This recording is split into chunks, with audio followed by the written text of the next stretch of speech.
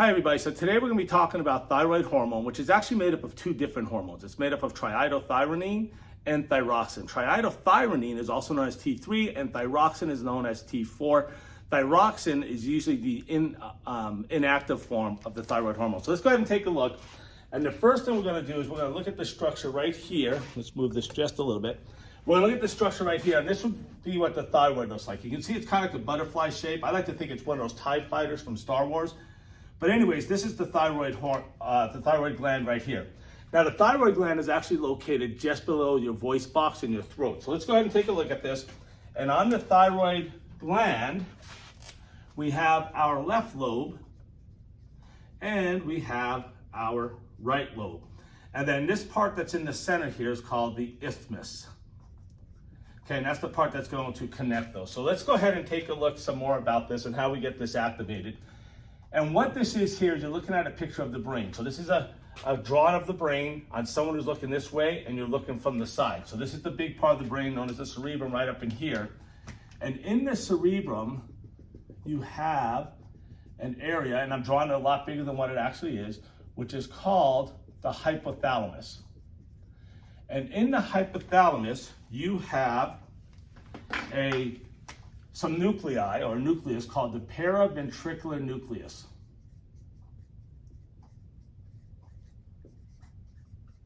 Okay, now when thyroid hormone gets low, what's going to happen is the paraventricular nucleus is going to secrete a hormone, and this is going to be known as thyrotropin releasing hormone.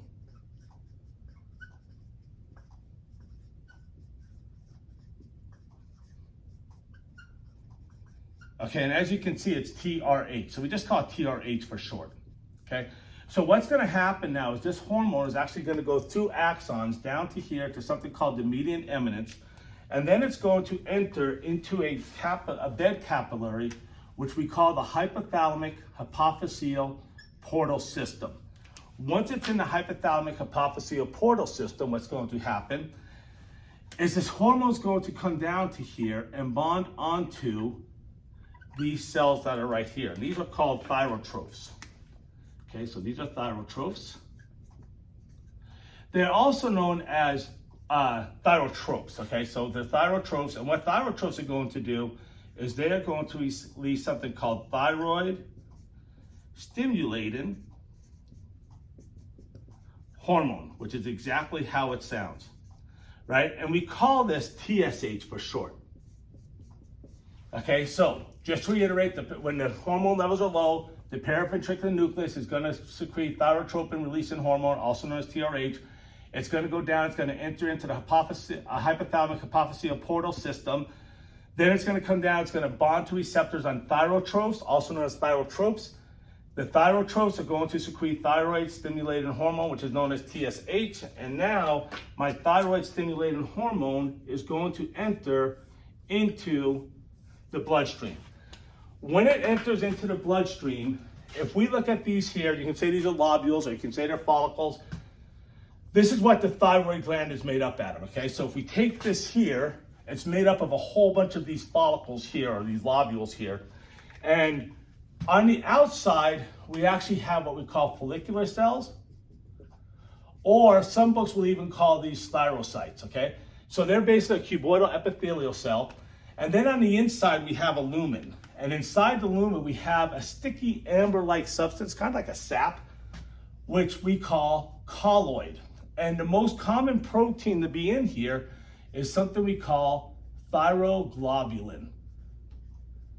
Okay, so we have thyroglobulin in there, okay?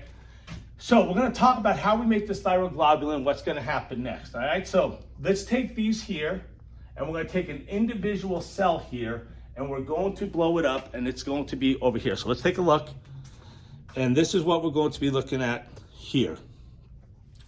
So if we look here, this is my bloodstream that you see that's over here. This is going to be the bloodstream, okay? And then this is my follicle cell, my thyrocyte, okay? So, like we said, what's going to happen is I'm going to have my TSH is going to be in here. Okay, so here comes my TSH in the bloodstream, okay? Now, over here on my follicular cell, we actually have something that we're going to call a 7-transmembrane receptor. Okay, this is a 7-transmembrane receptor. And attached to this, we actually have something which we call a G-stimulatory protein. And attached onto the G-stimulatory protein, we actually have something that we are going to call GDP. This GTP activates this GS protein, okay? But when my TSH comes in here, my thyroid stimulating hormone, it's going to activate the 7-transmembrane receptor. The 7-transmembrane receptor then is basically going to stimulate this. And what's going to happen now is I'm going to get something called the GTP attached onto this. When the GTP attaches onto this, the GDP leaves. Okay, this leaves. Now this is activated. So what's going to happen now is that this is activated. This is going to travel down the membrane, and it's going to come to a receptor in here that we are going to call adenylate cyclase. Okay, so there's my adenylate cyclase. I actually have a video on all this stuff. So once the GS gets here, it stimulates the adenylate cyclase, and then what's going to happen is this adenylate cyclase is going to turn ATP into something called cyclic AMP, okay? The cyclic AMP now is going to go on and phosphorylate things, and it's going to activate a hormone, it's going to activate an enzyme called PKA, protein kinase A.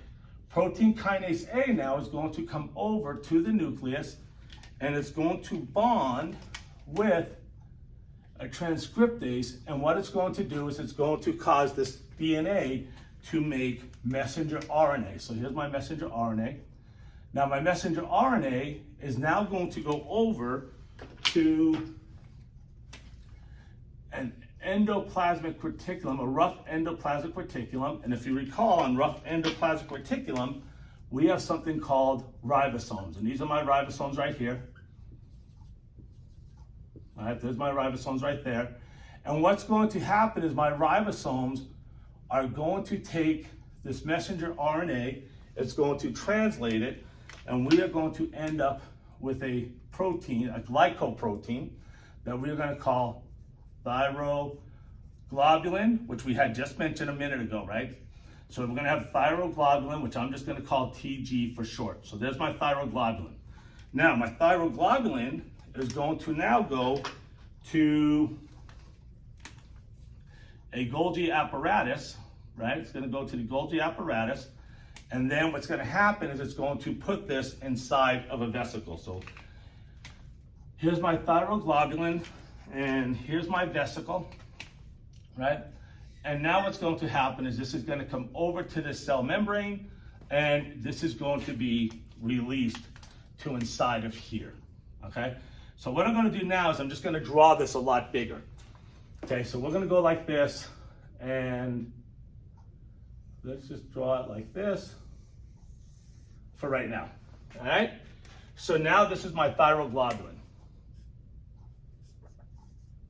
right there.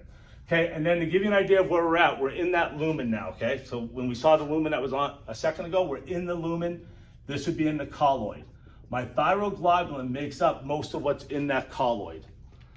All right, so now let's talk about how the rest of this is done. And I'm gonna come back to this in a minute. So if we come back over here to my bloodstream, what's gonna happen is I have iodine, but it's an ion, so it's going to have a negative charge. And so we're gonna call this iodide.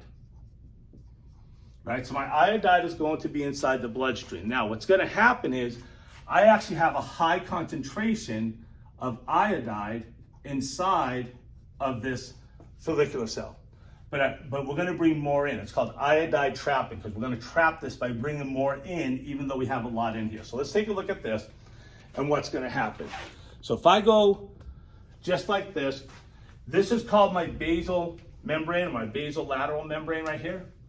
So I'm going to call this the basal membrane. And we call it the basal membrane because it's the side that's against the bloodstream. This is the apical membrane.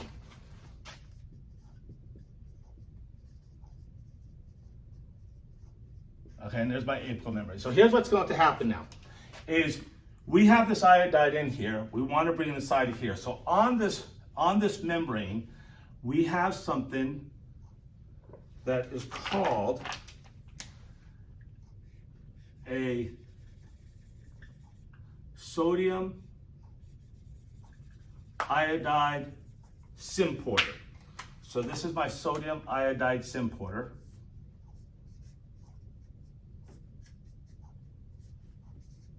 Also known as a co-transporter, okay? So what's gonna happen now is I'm gonna have sodium in the bloodstream. That is more sodium in the bloodstream than there is inside this follicular cell.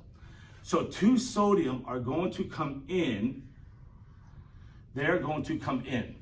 And when these 2 sodium come in, what they do is they drag in, or they cause this iodide to come in also. And there's my iodide, and now it's inside. Again, this is called sodium trapping because we're bringing it from the bloodstream where it's in low concentration to an area where it's high concentration. Now, the next thing that's going to happen is we are going to have on this membrane, on this basolateral membrane, we are going to have something else, which is an enzyme, which we are going to call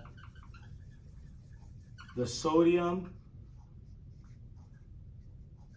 potassium ATPase. Okay, so there's sodium potassium ATPase. And what this is going to do is this is going to take sodium and it's going to pump it out. Now it's going to pump out 3 sodium at a time. So there's my sodium being pumped out back into the bloodstream. So to do this requires energy. Okay, so we're going to have ATP become ADP. Okay, so that's going to require energy. But let's talk more about this guy right here. So what's going to happen to this iodide here, right? So it's going to come across here, and it's going to meet up with a protein, another co-transporter over here, which we are going to call pendrin. So here's my pendrin.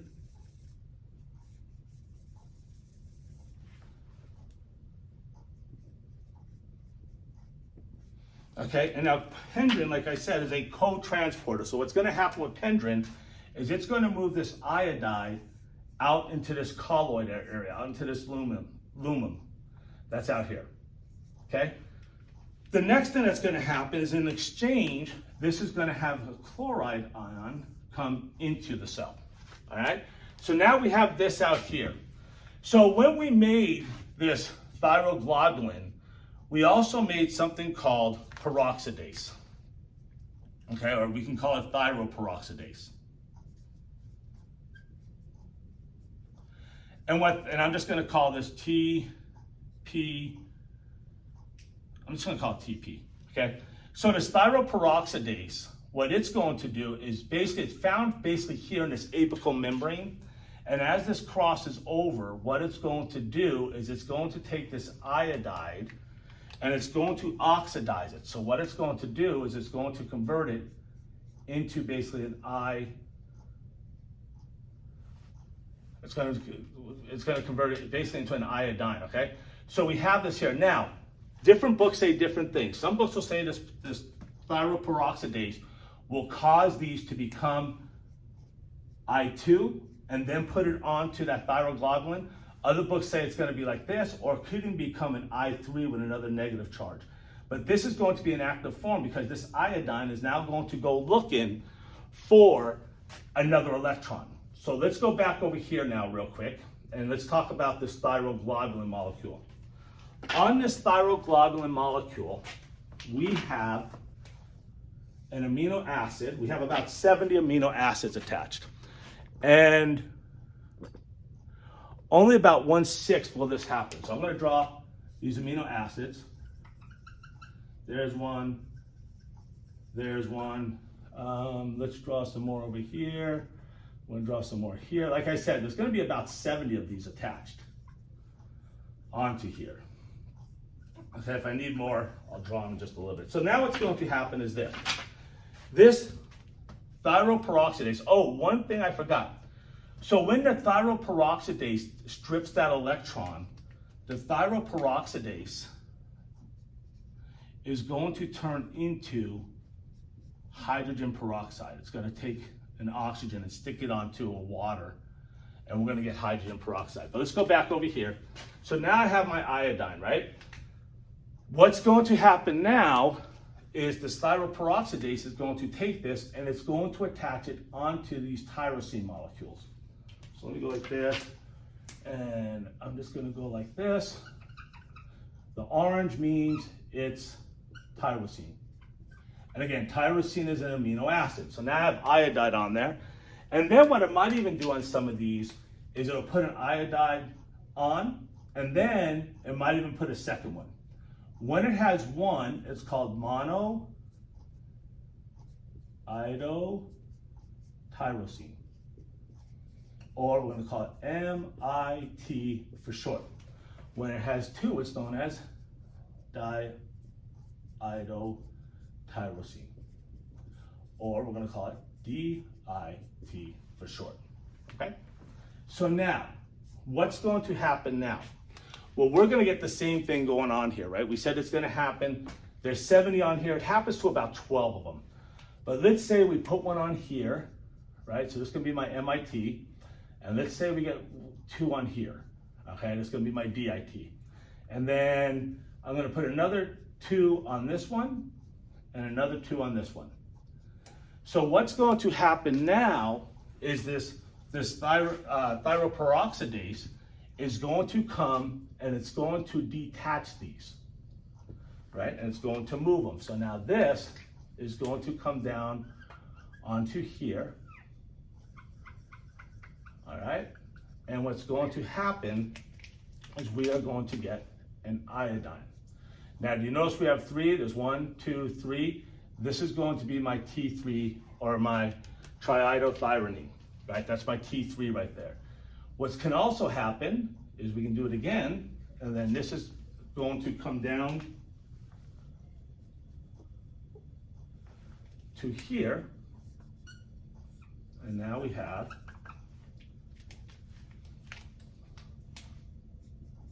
how many iodines do we have on here? We have 4. So this is going to be my T4 or my thyroxine. Okay, so there's T3, 1, 2, 3, and then we have T4. Now you can also get a reverse T3. I'm not going to go into that, but in that case, this would have gone up to there, and the 2 would be out here, and the 1 would be in there. But anyway, so there's my T3 and T4. Okay, now we have to move this back into the bloodstream. Okay, so here's what's going to happen now. All of this is basically taking place right along this apical membrane, because like we said, thyroid peroxidase is right along that apical membrane. So what's going to happen is I'm just going to use this. And this is going to be my thyroglobulin. And I'm just going to say, let's just say this is my T4 right here. Okay, and I'm just going to say this is the T3 that's right here. So this is T3, right? It would have the 3 on there. This is my T4 that's right here, okay? Now, this apical membrane is going to form pseudopods and pull this in. So it's going to pull this inside here. All right, it's endocytosis, right? And now I have my T3 and T4. Now again, I'm only drawing 2. Remember, this can happen up to 12 per thyroglobulin. And thyroglobulin is the most common protein that's found in the colloid. So once again, here's my T4 and here's my T3. So now, let me draw the, we did endocytosis. Let me draw a vesicle on here, right? Because again, this reaches out, pulls it in, and then it ends up in a vesicle. What's going to happen now is I'm going to have a lysosome attached to this. And so there's my lysosome. And inside the lysosome, I am going to have enzymes in here. And these enzymes are going to come down into this vesicle. And they're going to do a few things. They're going to break apart this T4 and this T3 from the thyroglobulin, and then they're also going to break up that thyroglobulin. Thyroglobulin is just going to go back into or it's just going to remain in the cell. My T4 and T3 now are going to come back over to this membrane here. And what they're going to do is, over in this membrane, the basal membrane, we have another protein over here, or another co-transporter here. And this is going to be called monocarboxylate.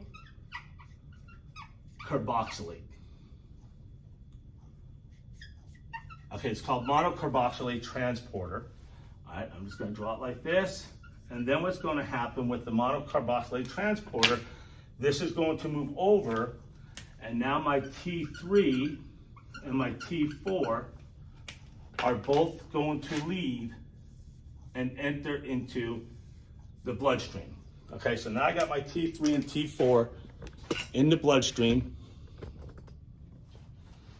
right?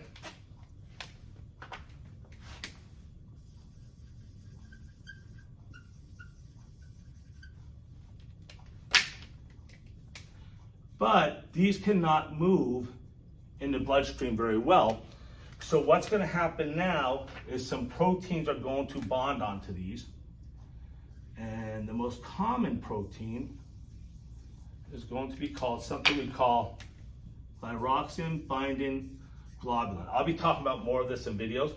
Now another one could be a prealbumin, right? Most of it's going to be bound like this. Another one's going to be prealbumin or just straight up albumin. But about the vast majority of it, about 70%, is going to be the thyroxine binding globulin, which is going to bond to these, and now they can move through the bloodstream. So we'll talk more about that in another video.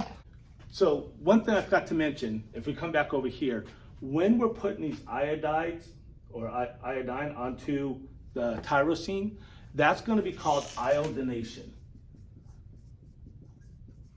Okay, so it's iodination, and that means we're putting the iodine onto tyrosine. Okay, so that's it. Thank you so much for watching. If you liked the video, please hit the like and subscribe button, and we will catch you next time.